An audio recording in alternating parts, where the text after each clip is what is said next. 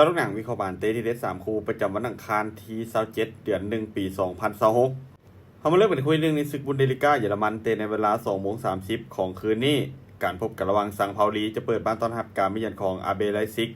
ซังเปาลีพวกเขาเป็นทีมน้อยที่มีพลังสู้สูงการเล่นในบ้านของพวกเขามักจะเล่นได้อย่างเหนียวแต่คุณภาพตัวผู้เล่นยังคงเป็นรองพอสมควรโดยเฉพาะเกมรับที่มักจะพลาดง่ายเวลาที่ถูกเพรสซิ่งนักส่วนไลซิกทีมเยือนเกตบานสูงกว่าเกมบุกมีความดุดันมีความไหวสูงมีทีเด็ดจากการเล่นเกมสวนกลับและสถิติในการยิงประตูที่ค่อนข้างสม่ำเสมอ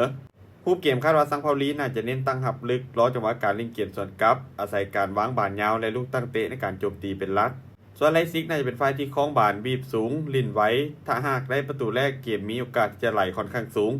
เบิ่งจากภาพรวมซังเปาลีฟอร์มไม่ช่วงหลังค่อนข้างแกร่งเสียประตูค่อนข้างง่ายส่วนไลซิกฟอร์มถือว่าคงเส้นคงวากว่าเกมเยือนอาจจะมีสะดุดในบางเกมแต่ศักยภาพโดยรวมถือว่าเหนือกว่าหลาย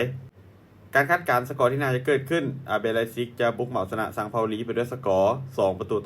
2-0มันตอนคู่ที่2อยู่ที่ศึกบุนเดสลิก้าเยอรมันเตะในเวลา 20:30 ของคืนนี้การพบกันระหว่างแวนเดอร์เบอร์เมนจะเปิดบ้านต้อนรับการเยือนของฮอฟเฟนไฮม์แวนเดอร์เบอร์เมนเจ้าบ้านฟอร์มไม่ทรงหลังขึ้นลงเกมรับยังคงมีลุ้นในเห็นเสียประตูค่อนข้างง่ายการเล่นในบ้านของพวกเขาอาจจะช่วยให้มีแฮงฮึดเล็กน้อยแต่ความสม่ำเสมอยังคงต่ำส่วนฮอฟเฟนไฮม์ทีมเยือนมีฟอร์มการเล่นในช่วงหลังถือว่าดูดีใช้ได้โดยเก็บชัยชนะได้หลายเกมโดยเฉพาะเกมบุกที่ยิงประตูได้ค่อนข้างสม่ำเสมอจุดเด่นหลักของพวกเขาคือการเล่นบานไว้รวมไปถึงการสวนกลับที่มีความอันตรายฮูปเกมคาดว่าเบอร์เมนน่าจะเปิดเกมบุกเพราะพวกเขาเล่นในบ้านแต่เสี่ยงที่จะถูกสวนกลับและยิงประตูค่อนข้างสูงส่วนฮอฟเฟนไฮม์พวกเขาน่าจะรอจังหวะการเล่นเกมสวนกลับไว้หวังใช้ความไว้จากแนวบุกเพื่อลิดงานแนวรับของเจ้าบ้านเบิ่งจากภาพรวมยังคงเป็นทีมเยือนฮอฟเฟนไฮม์ที่ดูดีกว่าเล็กน้อยและมีโอกาสจะเฉือนชนะได้ในเกมนี้การคาดการณ์สกอร์ที่น่าจะเกิดขึ้นฮอฟเฟนไฮม์จะบุกมาเฉือนเอาชนะเบอร์เมนไปด้วยสกอร์2-1มันตอนคู่ที่3ในศึกซีเรียอิตาลีแต่ในเวลา 3:00 ของคืนนี้การพบกันระหว่างฟิโอเรนติน่าจะเปิดบ้านต้อนรับการมาเยือนของโคโมฟิโอเรนติน่าเจ้าบ้านศักยภาพทีมเหนือกว่าหลายเกมในบ้านแข็งแกร่งไส้บานสั้นบวกกับการของเกมที่มักเก็ตได้ดีส่วนโคโมพวกเขาเป็นทีมฮ้องซื้อสั้นและประสบการณ์ยังคงเป็นฮ้องเกมรับยังคงมีทรงโบยเห็นแต่ฟอร์มการเล่นของพวกเขาในช่วงหลังถือว่าใช้ได้โดยสามารถเก็บชัยชนะได้3จาก5เกมหลังสุด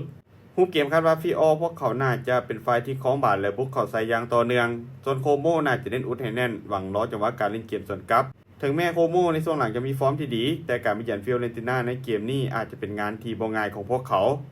การคาดการณ์สกอร์ที่น่าจะเกิดขึ้นฟิโอเรนติน่าจะเปิดบ้านเสือนเอาชนะโคโมไปด้วยสกอร์2-1สุดท้ายนี้ถ้าทุกคนสนใจในทางดีๆแบบนี้อย่าลืมกดไลค์กดแชร์ออกไปเพื่อเป็นแนวทางเพิ่มเติมและไปสนใจอยากลงทุนสามารถกดลิงก์ทางหน้าซ่องได้เลยเด้อ